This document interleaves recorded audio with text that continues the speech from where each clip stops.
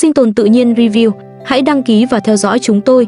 Đây là động lực to lớn để chúng tôi tạo ra những video thật ý nghĩa gửi đến người xem. Chân thành cảm ơn. Hôm nay, khi nhiếp ảnh gia đến mảnh đất mới của Ali như mọi khi, một sự cố bất ngờ đã xảy ra ngay từ đầu ngày. Không phải một cuộc tranh cãi mới, mà là đường ống nước. Trong lúc thi công, một con ốc vít đã vô tình đâm thủng ống. Nước bắt đầu tràn ra. Ali nhìn chỗ bị hỏng rồi nói, ốc vít đâm thủng đường ống rồi. Bà Hilda đứng bên cạnh nhìn căn phòng đang ngập nước, gương mặt đầy lo lắng. Ali lập tức trấn an, bà ơi, đừng buồn, chỗ này vẫn sửa được. Nhưng với bà Hilda, một đường ống bị thủng chỉ là một vấn đề rất nhỏ so với tất cả những gì đang xảy ra. Bà nhìn căn nhà còn dang dở rồi nói, nhà vẫn chưa sửa xong, Parisa lại bỏ đi. Ali im lặng một lúc, rồi anh nói ra điều mà những ngày gần đây anh đã nhắc đến nhiều hơn. Cháu đang nghĩ đến chuyện làm thủ tục ly hôn. Sau đó Ali vẫn cố quay trở lại với sự cố trước mắt. Bà đừng lo, đây chỉ là một tai nạn bất ngờ thôi. Nhưng bà Hilda dường như không còn nhìn chuyện này chỉ là một tai nạn. Bà nói, Parisa đã khiến chúng ta phải bán nhà, bây giờ lại bỏ chúng ta ở đây một mình. Đó là suy nghĩ của bà Hilda trong lúc quá mệt mỏi. Parisa lại đang ở nhà bố mẹ mình sau một cuộc cãi vã lớn với Ali.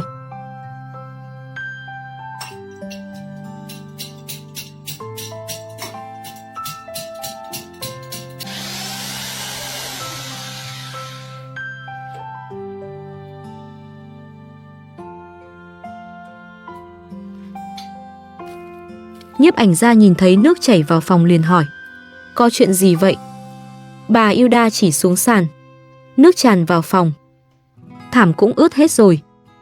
Ali nhìn căn phòng rồi nói, bây giờ cháu cũng chẳng còn cách nào khác. Nhưng lúc này, Ali còn rất nhiều việc khác. Bà Hilda vừa thu dọn vừa nói, mỗi khi Parisa nổi giận, mọi chuyện lại trở nên rất khó khăn. Ali thở dài, cuộc sống của cháu rối tung hết rồi. Bà Hilda nhìn tấm thảm, nước ngấm hết vào rồi, bây giờ cũng chẳng còn cách nào khác. Rồi bà nói một câu đầy mệt mỏi, bà còn phải chịu đựng đến bao giờ mới giải quyết hết những chuyện này? Chưa có ai trả lời được câu hỏi ấy. Nhưng căn nhà vẫn không thể dừng thi công. Một lúc sau, Ali lại gọi, bà ơi. Bà Hilda đáp, bà đây. Ali nói, cháu cần bà giúp một tay. Bà Hilda lúc ấy cũng đang bận thu dọn nên nói, cháu cứ làm trước đi.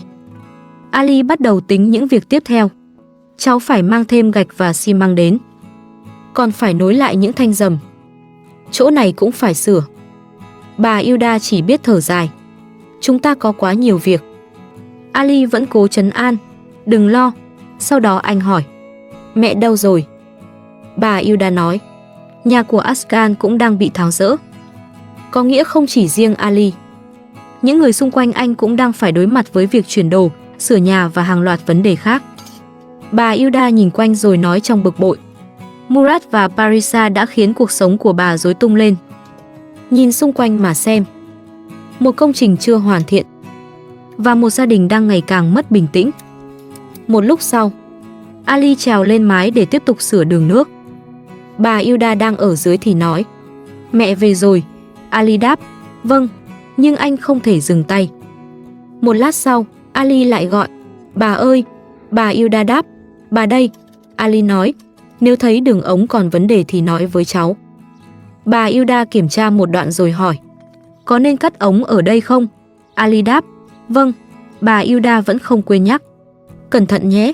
Ali gọi, mang cho cháu kìm cắt dây. Bà đưa lên rồi hỏi, cái này được không? Ali nói, được. Hai người cứ như vậy, một người đứng trên mái, một người ở bên dưới truyền dụng cụ. Không lâu sau, bà Hilda lại gọi, Ali, xuống lấy đoạn ống này. Chúng ta phải sửa đường nước ở đây. Ali kiểm tra rồi nói, cháu phải mua thêm một cái vòi. Anh đưa tay lau mồ hôi. Trời nóng quá, chiều cháu sẽ đi mua. Bà Hilda thấy Ali làm ngoài nắng quá lâu liền nói, cháu nghỉ một chút đi, trời nóng lắm.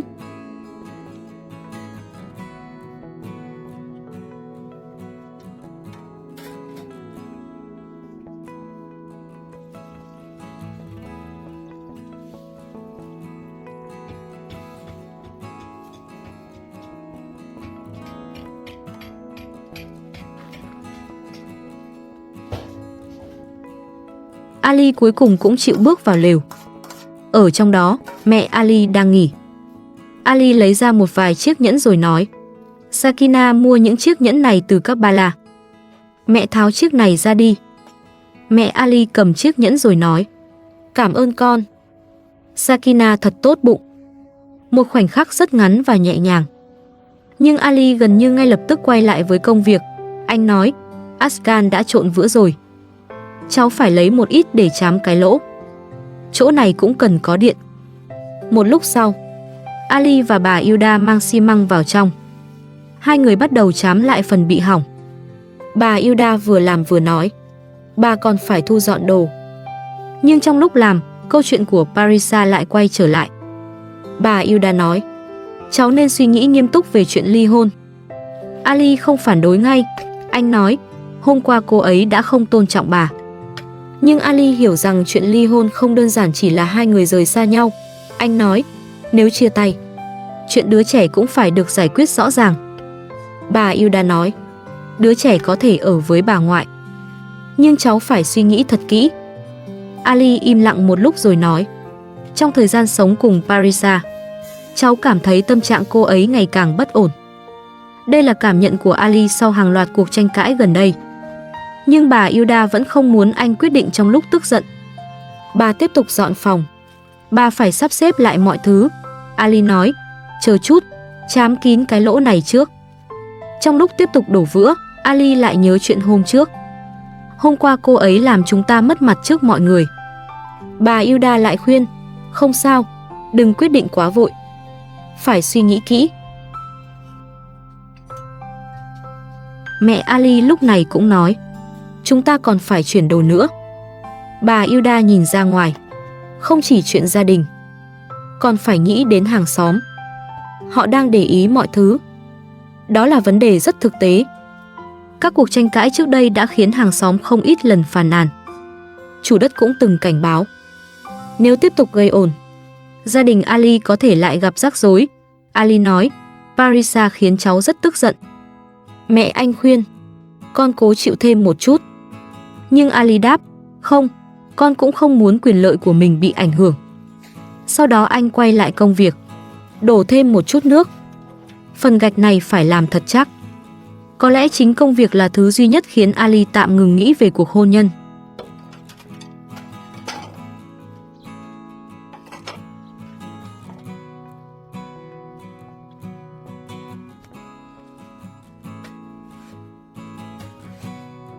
Anh bước vào nhà vệ sinh kiểm tra phần vừa sửa rồi nói, tôi phải mua vật liệu để vá chỗ gạch này.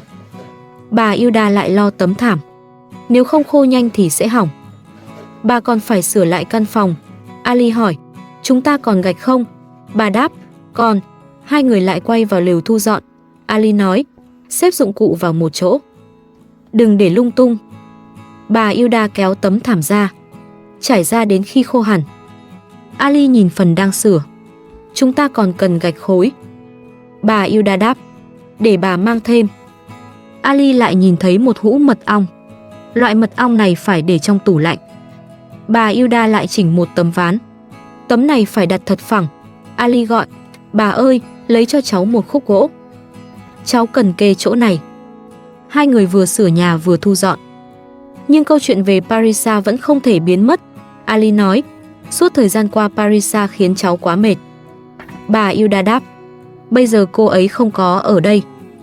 Cô ấy vẫn còn giận. Ali nói, cô ấy đang mang thai. Cứ để cô ấy ở nhà mẹ một thời gian cho nghỉ. Đó có lẽ là giải pháp tạm thời duy nhất mà Ali nghĩ ra lúc này. Không gặp nhau, không tranh cãi, để cả hai có thời gian bình tĩnh.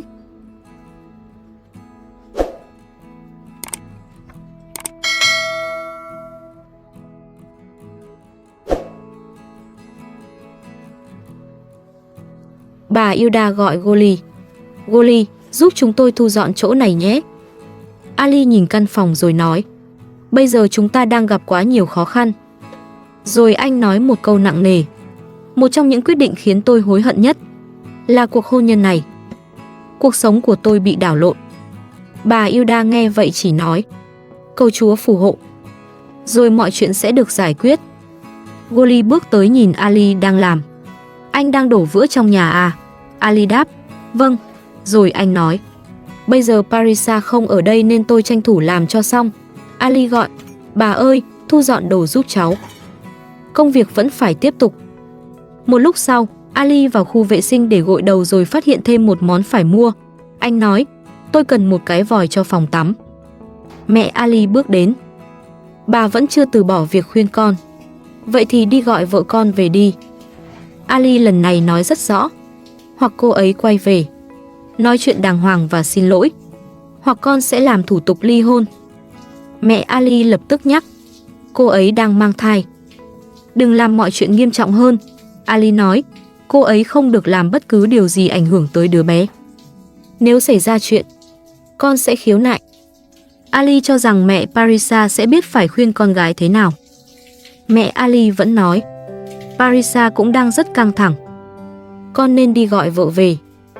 Nhưng Ali bất ngờ tiết lộ, con đã nói chuyện với luật sư. Con rất lo cho đứa bé. Như vậy, việc ly hôn không còn chỉ là một lời nói trong lúc tức giận. Ít nhất Ali đã bắt đầu tìm hiểu về vấn đề này. Tuy nhiên mẹ anh vẫn tiếp tục. Vợ con đang mang thai con của con. Hãy đi nói chuyện với nó. Bà Hilda cũng nói, Ali, chúng ta đang cần Parisa giúp. Nhưng Ali đáp, cần việc gì thì cứ nói với cháu. Còn chuyện giữa cháu với Parisa, cháu phải suy nghĩ lại. Bà Hilda nói, gia đình cô ấy cũng đang rất khó khăn. Ali lắc đầu, cháu thật sự không thể chịu những cuộc cãi vã này nữa. Cô ấy cũng phải tự quyết định mình muốn gì. Mẹ Ali vẫn chỉ có một lời, hãy nói chuyện với vợ con. Ali đáp, vợ con chỉ khiến mọi chuyện thêm rắc rối. Rồi anh nhắc đến mẹ kế của Parisa. Mẹ kế của cô ấy không thích con. Mẹ Ali nói, vậy thì cố nhẫn nhịn vì bố cô ấy. Ali thở dài, con đã cố rất nhiều cũng vì Mohammed Riza. Bà Hilda nói, bố cô ấy lại đang không khỏe. Rồi Ali nhắc lại những mâu thuẫn kéo dài từ trước khi cưới. Từ lúc đính hôn, chúng tôi đã cãi nhau rất nhiều.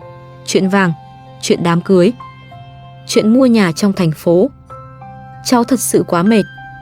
Anh còn nhắc lại, hôm qua họ còn đuổi chúng ta ra khỏi nhà. Mẹ Ali nhìn con rồi nhẹ nhàng nói, mẹ chỉ muốn con được hạnh phúc. Bình tĩnh lại. Rồi nói chuyện để vợ con quay về. Ali không trả lời ngay. Anh lại nghĩ đến những việc đang chờ mình. Con phải vào thành phố mua nước. Con không thể cứ dùng nhà vệ sinh của Askan mãi được. Ali còn phải gọi nhà thầu. Con phải nói với nhà thầu sửa mặt tiền. Nếu được thì trả bằng séc, để công trình tiếp tục nhanh hơn. Nhưng rồi câu chuyện lại quay về tiền. Nếu thật sự cần, có lẽ phải bán xe. Mẹ Ali chỉ biết cầu chúc con mọi việc thuận lợi. Rồi bà nhìn quần áo con trai. Quần áo con ướt hết rồi. Ali gần như không còn để ý. Nhưng đúng lúc mọi người nghĩ chuyện Parisa hôm nay sẽ chỉ dừng lại ở những cuộc nói chuyện, một tình huống bất ngờ lại xảy ra. Bên ngoài mảnh đất xuất hiện hai người. Bà Hilda lúc đó đang rửa bát. Ali vừa nhìn thấy liền hỏi, có nước pha trà không? Bà Hilda đáp, có. Rồi bà nói ngay, Parisa đến rồi. Ali lập tức quay lại. Người đang bước vào không chỉ có Parisa. Đi cùng cô còn có mẹ mình. Vừa nhìn thấy Parisa, Ali đã nói, ra khỏi đây. Tại sao cô tự ý vào? Parisa lập tức, đừng chạm vào tôi. Tôi ở đây không liên quan gì đến anh. Mẹ Parisa cũng nói, đừng làm phiền con gái tôi. Parisa giải thích lý do mình trở lại. Tôi chỉ đến lấy quần áo. Ali nói, đừng tự ý di chuyển đồ. Parisa đáp, để tôi lấy đồ của tôi. Ali nói, thu dọn quần áo rồi đi. Mau ra khỏi đây. Nhưng rồi Ali nhận ra Parisa không chỉ đến lấy quần áo. Anh hỏi, cô đang làm gì? Parisa nói, tôi muốn lấy lại những chiếc vòng tay. Không khí lập tức thay đổi. Bà Hilda hỏi, những chiếc vòng đó từ đâu? Parisa đáp, Ali mua. Ali nhìn cô. Cô định bán những vòng tay này sao? Parisa nói, không liên quan đến anh. Ali lập tức từ chối. Tôi sẽ giữ số vàng này. Bây giờ tôi chưa đưa. Parisa phản ứng, anh chỉ mua một chiếc thôi. Ali lập tức, Parisa, Đừng nói vậy. Tôi mua 2 chiếc, Parisa nói. Không, mẹ tôi mua cho tôi 1 chiếc, Ali nói, khi chúng ta thiếu tiền. Tôi cũng đã từ chối bán những vòng này, Parisa nói. Vậy đưa tôi 1 chiếc. Ali vẫn không đồng ý. Tôi sẽ không đưa những chiếc vòng cho cô. Parisa lúc này nói. Tôi sẽ lấy quần áo và đồ của mình rồi đi. Ali lại nói. 2 chiếc vòng này chúng ta mua cùng Sakina. Parisa lập tức. Đừng nhắc Sakina, Ali nói. Nhưng chúng là đồ mua cho cô. Thu dọn đồ rồi đi. Sau đó Ali quay sang mẹ Parisa. Bà đừng xen vào.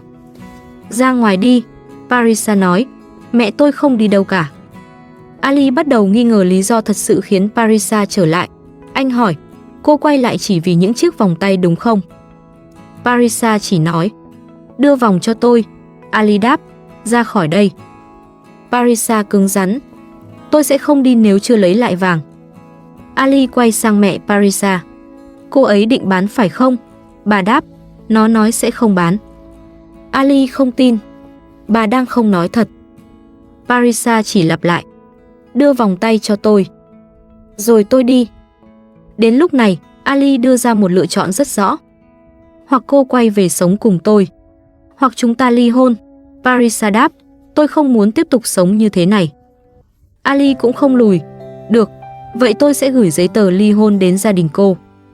Nhưng Parisa vẫn chỉ quan tâm đến số vàng. Đưa vòng tay cho tôi. Bà Hilda phải bước vào, bình tĩnh, nhưng tiếng cãi đã khiến Askan cũng xuất hiện. Anh bước tới với vẻ tức giận. Đừng khiến mọi người mất mặt nữa. Parisa lập tức. Đừng xen vào, Askan nói. Đi đi. Ali vẫn khẳng định. Tôi sẽ không đưa vòng tay. Bà Hilda tiếp tục. Bình tĩnh lại. Ali quay sang mẹ Parisa. Sefide, ra ngoài đi.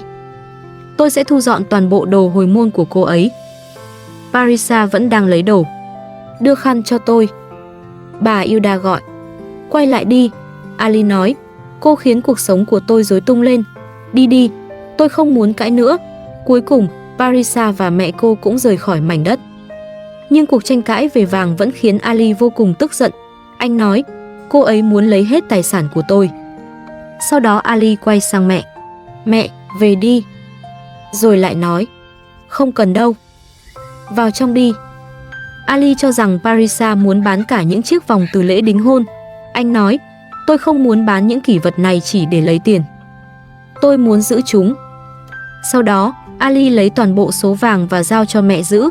Anh nói, con thả bán xe, còn hơn bán số vàng này. Đó là một quyết định có phần mâu thuẫn nếu chỉ nhìn ở góc độ tiền bạc. Nhưng đối với Ali, những chiếc vòng ấy không đơn thuần chỉ có giá trị vật chất. Anh nói, mọi người đang cãi nhau chỉ vì số vàng. Đây là kỷ vật từ lễ đính hôn. Không có lý do gì phải vội bán. Mẹ Ali vẫn không quan tâm nhiều đến vàng. Điều bà lo hơn là cuộc hôn nhân. Bà nói, con nên đưa vợ về. Cô ấy đang mang thai. Đừng để nó căng thẳng quá. Ali đáp, Parisa cưới con để cùng xây dựng cuộc sống. Không phải ngày nào cũng cãi nhau thế này. Rồi anh nói, con phải nói chuyện với bố cô ấy. Có lẽ Ali vẫn muốn Mohammed Riza đứng ra giúp hai người giải quyết. Sau cuộc tranh cãi, Ali lại bước ra ngoài. Và một lần nữa, anh quay về với công việc. Tôi phải thu dọn tất cả chỗ này. Phải làm sạch. Ali nhìn sang phía hàng xóm. Họ cũng đang phàn nàn vì bụi và vật liệu nằm lung tung. Anh bắt đầu đo. Chỗ này dài khoảng 15 mét. Rồi nhìn phần vữa. Phải tưới nước lên. Ali còn phải thay quần áo để vào thành phố. Nhưng trước khi đi, anh vẫn tiếp tục nghĩ về thiết kế căn nhà. Chỗ này có thể dùng để đậu xe, hoặc làm kho không? Anh chỉ một vị trí. Đây sẽ là khu vực cầu thang. Bếp sẽ nằm ở tầng dưới.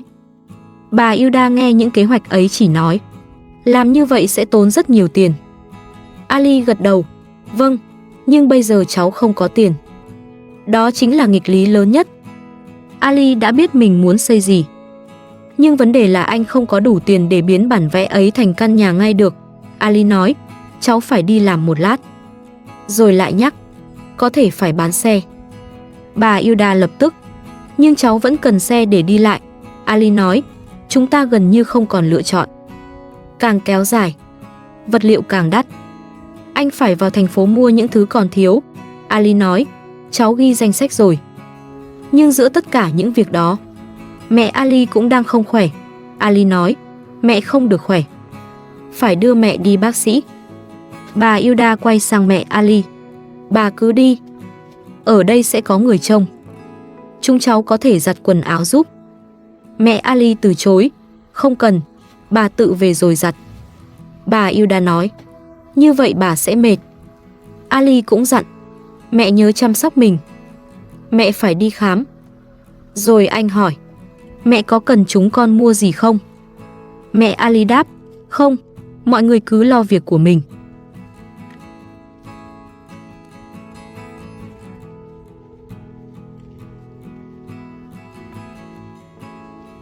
Cuối cùng, Ali cùng mẹ rời đi. Mảnh đất lại chỉ còn bà Hilda, nhiếp ảnh gia và những công việc chưa xong. Bà Hilda nhìn đống quần áo rồi bất chợt nhớ lại những ngày trước. Bà nói, bà lại nhớ hồi xưa. Ngày trước chúng ta giặt quần áo như thế này. Hồi ấy còn chưa có điện. Có lẽ với bà Hilda, những ngày cũ dù khó khăn, nhưng ít nhất mọi người còn có cảm giác gắn bó hơn.